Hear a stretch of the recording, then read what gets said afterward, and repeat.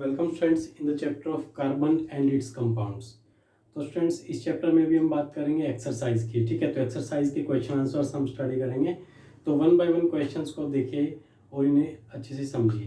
तो स्टूडेंट्स सबसे पहला क्वेश्चन है, ethane with formula of C2H6 has, options दिए हैं आपको 6 covalent bond, 7 covalent bonds, 8 covalent bond and 9 covalent bond. तो स्टूडेंट्स आपको इथेन का स्ट्रक्चर बनाना होगा इसके लिए, फिर आप इजीली समझ पाओगे कि इथेन में कितने कोवलेंट बॉन्ड हैं। तो स्टूडेंट्स मैं आपको बता दूं कोवलेंट बॉन्ड क्या होते हैं। जब इलेक्ट्रॉन की शेयरिंग से जो बॉन्ड बनता है that is known as the covalent bond. और C2H6 का स्ट्रक्चर होता है ये। ठीक है, तो आपने टोटल इसका स्ट्रक्चर बना करके इसके बॉन्ड्स आपको कैलकुलेट करने होंगे।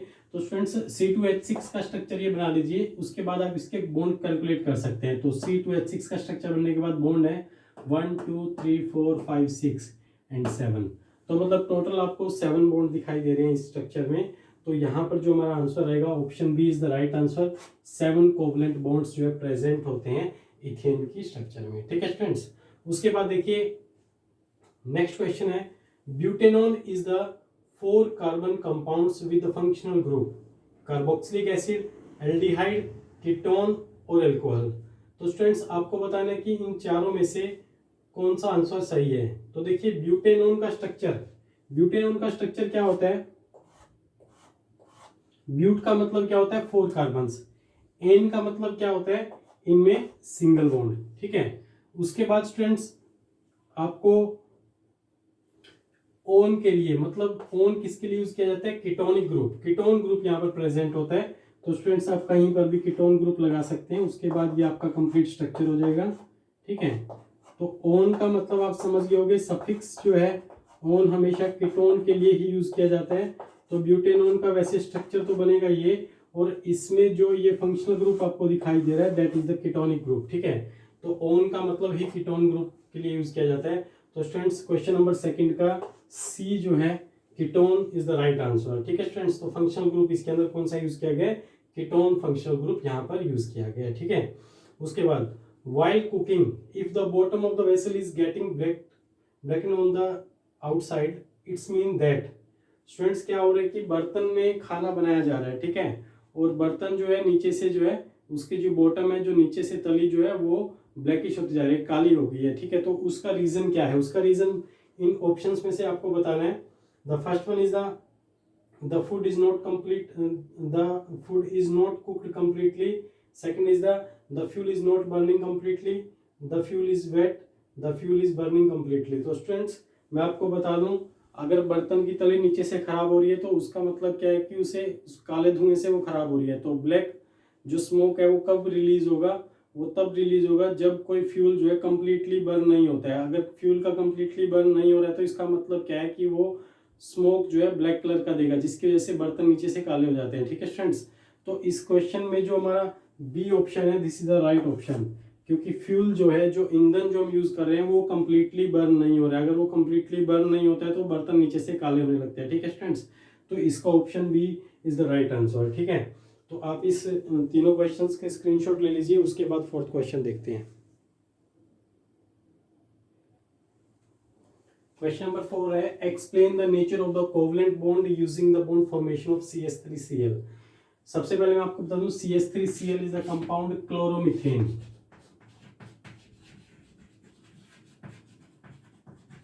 ठीक है स्टूडेंट्स, क्लोरोमीथेन ये कंपाउंड है।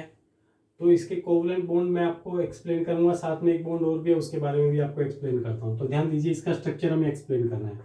तो ये कार्बन जो है CH3Cl, कार्बन ले लेते हैं, उसके साथ 3 हाइड्रोजन जुड़े हुए हैं और एक Cl है। ठीक है, क्लोरोमीथेन इस कंपाउंड का नाम है। ठीक है, Cl इज द क्लोरो जो कि एक हेलोजन है। ठीक है, ये मीथेन, क्लोरोमीथेन हो गया। ठीक है, तो स्टूडेंट्स ये देखिए जो कार्बन है, कार्बन के पास टोटल 4 इलेक्ट्रॉन्स होते हैं आउटर मोस्ट में। ठीक है, तो अपने 4 इलेक्ट्रॉन्स आपको यहाँ पर दिखाई दे रहे हैं। ठीक है, अब जो कार्बन और इस हाइड्रोजन के बीच में बॉन्ड है ये प्योरली कोवलेंट बॉन्ड है। ठीक है, बोलो इलेक्ट्रॉन की शेयरिंग यहाँ, इलेक्ट्रॉन की शेयरिंग यहाँ पर है। ठीक है, तो दोनों के बीच में कैसा बॉन्ड है, कोवलेंट बॉन्ड है। ठीक है, तो इस कार्बन ने इस हाइड्रोजन के साथ बॉन्ड बनाया, ये भी कैसा बॉन्ड है, प्योरली कोवलेंट बॉन्ड है। ठीक है, इस तरह से कार्बन और हाइड्रोजन के बीच में भी कैसा बॉन्ड है, कोवलेंट बॉन्ड है। ठीक है स्टूडेंट्स, अगर हम बात करें कार्बन और क्लोरीन के बीच के बॉन्ड की, तो स्टूडेंट्स ये जो बॉन्ड है, ये प्योरली कोवलेंट बॉन्ड नहीं है। इसका रीजन सुनिएगा क्या है। देखिए, जो हेलोजन क्लोरीन जो है वो ज्यादा इलेक्ट्रोनेगेटिव होता है। इलेक्ट्रोनेगेटिव मतलब इलेक्ट्रॉन्स को अपनी तरफ खींचना। ठीक है, अब देखिए कार्बन क्लोरीन के साथ बॉन्ड बना रहा है, बॉन्ड की शुरुआत तो इलेक्ट्रॉन की शेयरिंग से, भाई बोलो कि कार्बन और क्लोरीन के बीच में एक समझौता हुआ कि हम अपना इलेक्ट्रॉन जो है शेयरिंग करेंगे और मेरे साथ जुड़ जाना। ठीक है, लेकिन क्लोरीन की टेंडेंसी क्या है, क्लोरीन ज्यादा इलेक्ट्रोनेगेटिव है, तो इलेक्ट्रॉन वो अपनी तरफ खींच के रखता है। ठीक है स्टूडेंट्स, तो कार्बन और क्लोरीन के बीच में जो बॉन्ड बनता है वो प्योरली कोवलेंट बॉन्ड नहीं होता है। ठीक है, दैट इज अ पोलर होता है इसमें, मतलब यहाँ पर पार्शली पॉजिटिव और यहाँ पर पार्शली नेगेटिव चार्ज रहता है। ठीक है, तो देखिए कार्बन हाइड्रोजन के बीच में जो बॉन्ड है वो नॉन पोलर है। नॉन पोलर मतलब किसी के ऊपर कोई चार्ज नहीं है, पॉजिटिव नेगेटिव कोई चार्ज नहीं, यहाँ पर भी कोई चार्ज नहीं होता, यहाँ भी कोई चार्ज नहीं होता। लेकिन यहाँ कार्बन और क्लोरीन के बीच में जो बॉन्ड ये बना है ये कोवलेंट बॉन्ड नहीं है, ये जो है प्योरली कोवलेंट बॉन्ड नहीं है। यहाँ पर जो है क्लोरीन ज्यादा इलेक्ट्रोनेगेटिव होने के कारण कार्बन का इलेक्ट्रॉन जो है अपनी तरफ खींचता है, इसलिए ये पोलर बॉन्ड है।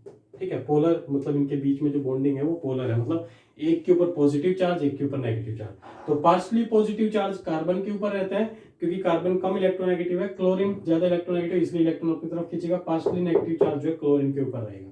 ठीक है स्टूडेंट्स, तो ये 1 2 3 बॉन्ड जो है वो तो कैसे हैं, नॉन पोलर है, लेकिन ये जो बॉन्ड है ये कैसा है, पोलर है। ठीक है, रीजन बताए तो रीजन ये है कि भाई क्लोरीन जो है ज्यादा इलेक्ट्रोनेगेटिव है, हेलोजेंस जो होते हैं ना वो ज्यादा इलेक्ट्रोनेगेटिव होते हैं, वो इलेक्ट्रॉन्स अपनी तरफ खींचते हैं। ठीक है, अब इलेक्ट्रोनेगेटिविटी पीरियोडिक टेबल में कैसे वेरी करती है, किसकी ज्यादा है किसकी कम है, ठीक है, ये आपको मैं 5th चैप्टर में एक्सप्लेन करूंगा। अभी के लिए आप इतना ही समझ लीजिए कि क्लोरीन यहाँ पर ज्यादा इलेक्ट्रोनेगेटिव है, इलेक्ट्रॉन अपनी तरफ खींच रहा है, इसीलिए यहाँ पर पोलर जो है सिचुएशंस क्रिएट हो जाती है। ठीक है स्टूडेंट्स, तो ये हुआ आपका क्वेश्चन नंबर 4 कंप्लीट। ठीक है, इसका एक्सप्लेनेशन आपको राइट करना होगा। ठीक है, उसके बाद नेक्स्ट क्वेश्चन देखिए, question number 5 students, exercise NCERT exercise का question number 5, draw the electron dot structure for the ethanoic acid, hydrogen sulphide, propanone and the fluorine. ठीक है, F2P। तो इन सभी के लिए आपको डॉट स्ट्रक्चर ड्रॉ करना है। ठीक है, तो सबसे पहले हम शुरुआत करते हैं इथेनोइक एसिड से। तो इथेनोइक एसिड का सबसे पहले तो फॉर्मूला बताइए क्या होता है, CH3COOH। ठीक है, ये तो इसका फॉर्मूला हो गया। अब इसकी सिंपल स्ट्रक्चर आप बना सकते हैं एक बार, इससे आपको स्ट्रक्चर बनाने के बाद आपको डॉट स्ट्रक्चर बनाना आसान रहेगा। तो पहले आप एक बार इसका सिंपल स्ट्रक्चर बना लीजिए, COOH। तो स्टूडेंट्स इसका ये सिंपल स्ट्रक्चर आप बना लेते हैं। ठीक है, इसके बाद देखिए, अब ये जो कार्बन है, कार्बन के जो बॉन्ड्स हैं, ठीक है, इसको आप एक्स से दिखा लीजिए। ठीक है, कार्बन के बॉन्ड्स आप एक्स से दिखाएंगे। ठीक है, और ऑक्सीजन और हाइड्रोजन के बॉन्ड आप डॉट से दिखा लीजिए। ठीक है, तो इस तरह से आप एक बार बना लीजिएगा, फिर आपके लिए आसान रहेगा। ठीक है, तो मैं स्टूडेंट्स आपको बता रहा हूं कि कार्बन के बॉन्ड जो है वो क्रॉस से दिखाइए और ऑक्सीजन हाइड्रोजन के बॉन्ड वो डॉट से दिखा दीजिए, डॉट स्ट्रक्चर में। ठीक है, आपके लिए इजी हो जाएगा। तो स्टूडेंट्स सबसे पहले इस कार्बन को देख लेते हैं। इस कार्बन के आउटर मोस्ट में कितने इलेक्ट्रॉन्स हैं, 4 इलेक्ट्रॉन्स हैं। ठीक है, तो फर्स्ट इलेक्ट्रॉन इसका दिस वन, तो 4 क्रॉस एक बार कार्बन के लिए हम लगा लेते हैं। ठीक है, उसके बाद देखिएगा, जो 4 मैंने 1 2 3 4 क्रॉस इस कार्बन के लगाए क्योंकि कार्बन के आउटर मोस्ट में 4 इलेक्ट्रॉन्स होते हैं। उसके बाद हाइड्रोजन 1 2 3 हाइड्रोजन हैं, तो 3 हाइड्रोजन के लिए हम एक डॉट लगा लेते हैं। 1 2 3 हाइड्रोजन के लिए हमने एक डॉट लगा लिया और यहाँ पर हम हाइड्रोजन जो है वो लिख सकते हैं। ठीक है स्टूडेंट्स, 1 2 3 ये 3 हाइड्रोजन यहाँ पर कंसीडर हो गए।